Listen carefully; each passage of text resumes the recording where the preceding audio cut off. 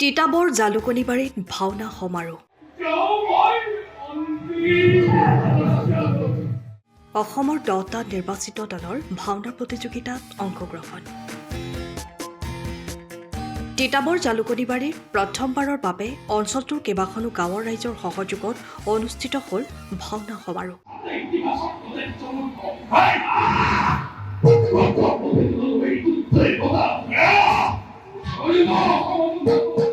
ভাওনা সমাৰোহখনত অসমৰ বিভিন্ন অঞ্চলৰ মুঠ 40টা ভাওনা দলৰ ভিতৰত 10টা নিৰ্বাচিত দলে ভাওনা প্ৰতিযোগিতাত অংশগ্ৰহণ কৰি সুন্দৰ প্ৰদৰ্শনেৰে ৰাইজৰ ভূয়সী প্ৰশংসা লাভ কৰে।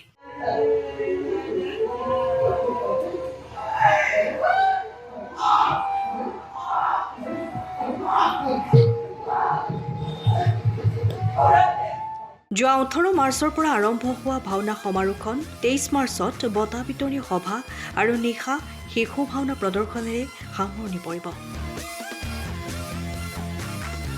প্ৰতিদিনে দুটাকৈ ভাওনাৰ প্ৰতিযোগিতালৈ অংশগ্ৰহণ কৰা প্ৰতিযোগিতাখনিত প্ৰতিদিনেই হাজাৰ হাজাৰ দৰ্শক উপস্থিত হৈ ভাওনা উপভোগ কৰা দৃশ্যই উদ্যোক্তাসকলক উৎসাহিত কৰি তুলিছে।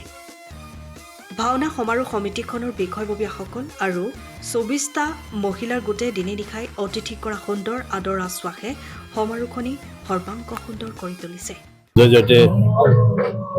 যদি আমি আপোনালোকৰ যি নিউজ চেনেল সকলোকে ধন্যবাদ জনাইছোঁ। আমি বৃহত্তৰ জালুকনীবাৰী অঞ্চলৰ উদ্যোগত সমূহ তিতাবৰবাসী ৰাইজৰ সহযোগত আমি ছদিনীয়া কাৰ্যসূচীৰে যি ভাওনা মহোৎসৱ তথা প্ৰতিযোগিতা অনুষ্ঠিত কৰিছোঁ। এই বৃহত্তৰ জালুকনীবাৰী অঞ্চলৰ ৰাইজৰ যি সঁহাৰি আমি এইবোৰ লেচন ল'বলগীয়া, আৰু লগতে তিতাবৰবাসী ৰাইজৰ যি অভূতপূৰ্ব সঁহাৰি তেওঁলোকৰ লেচন ল'বলগীয়া। আজি আমাৰ তৃতীয় নিশা, এই তৃতীয় ৰজনীত দৰ্শকৰ যিটো জনসমাগম আমি একচুৱেলি সঁচাকৈ আপ্লুত হৈছোঁ। আশা ৰাখিছোঁ ভৱিষ্যতে আমি যদি কিবা এনেকুৱা ধৰণৰ অনুষ্ঠান পাতোঁ, তেতিয়া দৰ্শকৰ সঁহাৰি যাতে আমি এনেদৰে আশা কৰিম। ধন্যবাদ। কিমান প্ৰতিযোগী দল আহিছে?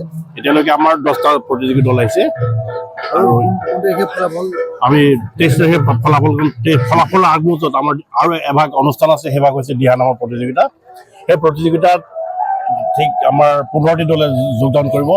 তেখেতলোকৰ মাজতো প্ৰতিযোগিতা থাকিব।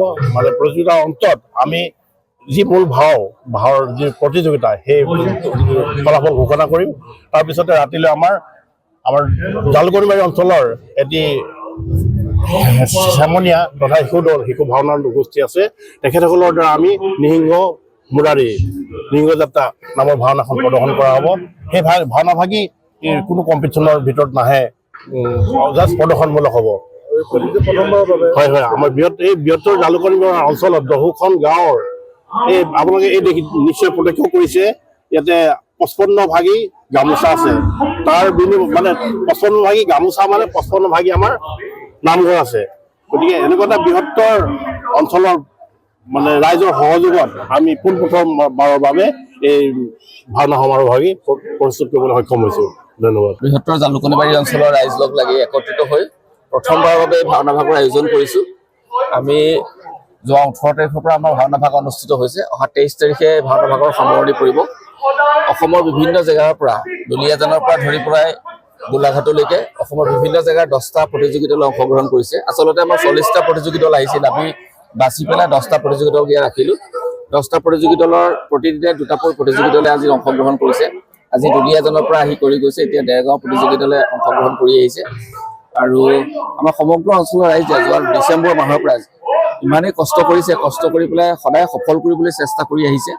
আৰু আপোনালোকে নিশ্চয় দেখি অভিভূত হ'ব যে আমাৰ মহিলাসকলে, বিশেষকৈ মহিলাসকলে যিমান কাম কৰিছে। তেখেতে পাল পাতি লৈ পেলাই 24টা গ্ৰুপে পাল পাতি লৈ পেলাই তেখেতসকলে 4 ঘণ্টা ইয়াত ছাৰ্ভিচ দিছে।